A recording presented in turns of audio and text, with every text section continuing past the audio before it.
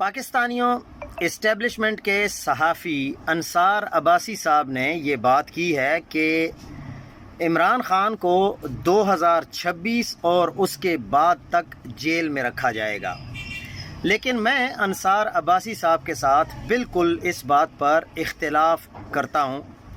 عدالتیں جس طرح عمران خان کے کیسز کو ٹریٹ کر رہی ہیں، پھر کیسز کے میرٹس کیا ہیں، ان کو بھی دیکھ کر بات کرنی چاہیے۔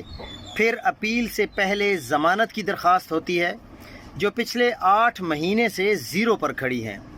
ان کو سنے جانے کا واضح اصول موجود ہے، لیکن پھر بھی نہیں سنی جا رہی، صرف اس بنیاد پر کہ عمران خان ڈیل کر کے خاموش ہو جائے تو باہر آ سکتا ہے، اس کے علاوہ باہر نہیں آ سکتا۔ اس کا مطلب ہے کہ عدالتی کیسز ڈیل کے فوری بعد ختم ہو جائیں گے، تو کیا ڈیل کے بعد یہ کہا جائے گا کہ کیسز تو کچھ تھے ہی نہیں؟ اگر کیسز کچھ نہیں تھے تو پھر جیل میں کس بنیاد پر رکھا گیا؟ اس کے لیے آپ کیا توجہ یا کیا وجہ بیان کریں گے؟